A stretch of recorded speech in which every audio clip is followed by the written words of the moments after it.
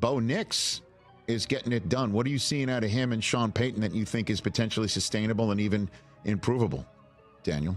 Yeah, I mean, look, I was there for the one loss, so I probably didn't have the best exposure up there in the Charger game, where he was kind of a little bit flummoxed early in that game. Again, the Chargers have #1 scoring defense in the NFL, so that's part of it. And then later in that game, you saw him use his legs and kind of made it competitive.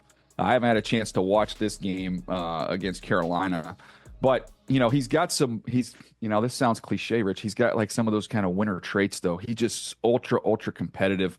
Ultra tough. This is a defensive team with outstanding personnel on the defensive side of the ball. They are excellent on that side of the ball. And then he kind of gives them enough of the the playmaking ability to just go out and make a few plays, try not to turn the football over, and you can win some ball games. So they've stumbled on a formula here. I definitely think it still goes to the defense. But Sean Payton really likes him, and he's he's going to continue to build this thing and grow with him on that side of the ball, but they're going to need to continue to roster build on offense. All right, boys, welcome back to another video. Daily Broncos here. Today we're going to be talking about Bo Nix and where the Broncos stand right now at 5-3, 8 weeks into the season. Jeremiah is one of my favorite analysts in the game, and I appreciate him for admitting that he didn't see the performance against the Panthers, and you could tell that overall he probably hasn't seen much of Denver and Knicks entirely, because this was the best game of his career, man. You look at Bo Nix in the first 7 weeks of the year, he got better each one, but week 8 was truly when he broke out and showed everyone what he was truly capable of, and that's him being an absolute stud. We're talking about a guy who completed 28 of 37 passes at 75.7% for 284 yards, no turnovers, a 124.2 passer rating, and accounting for all 4 Broncos touchdowns, 3 passing, 1 rushing. You take a look at Nix, he became the first Broncos quarterback since John Elway in 1996 to have multiple games with at least 2 passing touchdowns and a rushing score in the same season. Now, I'm not saying he's going to be John Elway, but what I am saying is that I'm very high on Nix, and it was when he came into the draft out of Oregon. He also played at Auburn, so he played in the Pac-12. He played, of course, in the SEC. He has more college starts than anyone. He comes into the league, and sure, he wasn't the most ready-to-go player in the world, but he showed right away that he can make winning plays and that he has that Mamba mentality. That's exactly who Bo Nix has been his entire life. He's just going out there and helping his team win games. And that's what he done this season, guys. Going out there and, of course, getting those 4 touchdowns, having a 124.2 passer rating, no turnovers, 284 yards.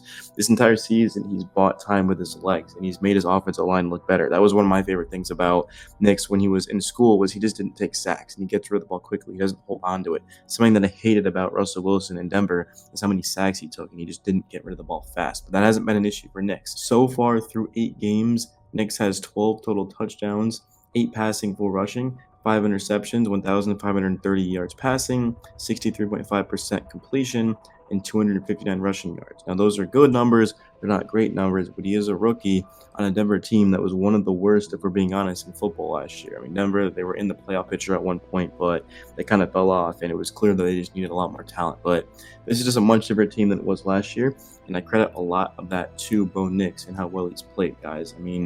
He's probably going to win Rookie of the Week. Jaden Daniels had a good game, but I'm going to give the edge to Nix because he had 4 touchdowns and Jaden's 1. Although Daniels had more yards, but 4 touchdowns for a rookie is incredible with no turnovers, man. You just don't see that very often. And Nix is starting to not even look like a rookie. You look at the past couple of games, the one against the Saints, didn't really have to do too much, but still was good. Panthers game, Chargers game in that second half was incredible. Unfortunately, the first half was really, really bad, especially a third play of that game, he threw a pick. But the Raiders won, Nix was good. So Jets game, he did just enough to buy his team the game. There's going to be times where he had 60 passing yards in that Jets game, but he still made the plays to find a way to win. And yes, Denver is built through their defense. There's no question about it. And it's not even a knock on the offense. It's more so of just there isn't that many weapons. Like Cortland Sutton, I really like. I think Devon Bailey's got potential. Marvin Mims Jr., but Troy Franklin's another guy that's got potential. But potential is not really going to help you right now. It's going to flash at times. We've seen that throughout all of those players. They made plays this year, but just not consistently. But I do think Denver needs a big time, whether it be a receiver or a tight end. There's just not many available. And you can kind of tell that Denver is very content with where they're at. They're not exactly all in on a Super Bowl. Like the Ravens and the Chiefs go get D-Hop. They go get, I'm looking at a Deontay Johnson. The Bills get Amari Cooper. I mean, these top teams in the AFC are going out and getting big time names. Denver doesn't exactly have to do that because their goal is to just win 10 games. If they can go 10-7 and make the playoffs, that would be absolutely music to their ears. That's the goal, right? Of course, they want to win the division. They want to win the Super Bowl. They want to win it all. But they also have realistic expectations. And they have Bo Nix, who's the first year of his rookie contract. All the other teams I named have quarterbacks on big contracts. So they go out there and they get rentals. And at one point in time, the Broncos will be there, but it's not exactly right now. So we'll have to wait and see on that. But the offensive line started to play better. I think this defense is honestly the best in football, man. I mean, Zach Allen has to be a defensive player of the year candidate. Patrick Surtain had a pick. He did give up a touchdown, but it was his first game in a couple of weeks, so there was clearly some rust. But, also had a really good game that doesn't get enough love is Jaquan McMillan, man. I mean, he's just been a stud all season, had a pick, his first pick of the year, but he's made big-time plays for this Denver defense. Riley Moss continues to play well. The linebackers, too, like Nick Benito, for example, had another sack. And the record for Denver history, I believe, is 10 games in a row with a sack. And Benito, I mean, he has a chance to break that. Yeah, Von Miller did have a sack in 6 straight games in 2018, but it was Simon Fletcher did it in 10 straight games. It doesn't say in my notes the exact season he did that, but yeah, Benito has the longest active streak in the NFL. He took down Bryce Young, of course, in that game for 6 straight. So, I mean, to be able to do something that Von Miller did, prime Von Miller in 2018, just shows how good this guy is. And he's so young, too. He's only getting better. Just the defense entirely, man. You got to give Vance Joseph credit because not only does he have a great scheme, but he has players in his scheme that are able to maximize it, and it's just so dangerous. Another thing that I want to talk about that I didn't really talk about in my last video, I briefly mentioned it, was just opening up the playbook. I mean, the fake field goal, I mean, of course it could have gone better, but we also did see a double pass that was great. Courtland Sutton's now 3 for 3 in his career passing. Just being able to be creative is going to be crucial for the Broncos because, again, they don't have the best skill position players.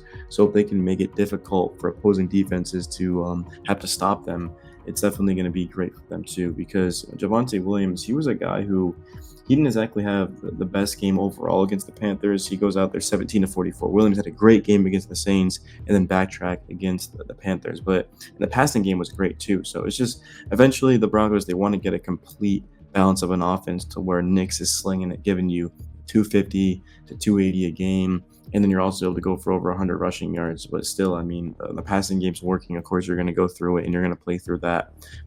Sean Payton would know better than anyone.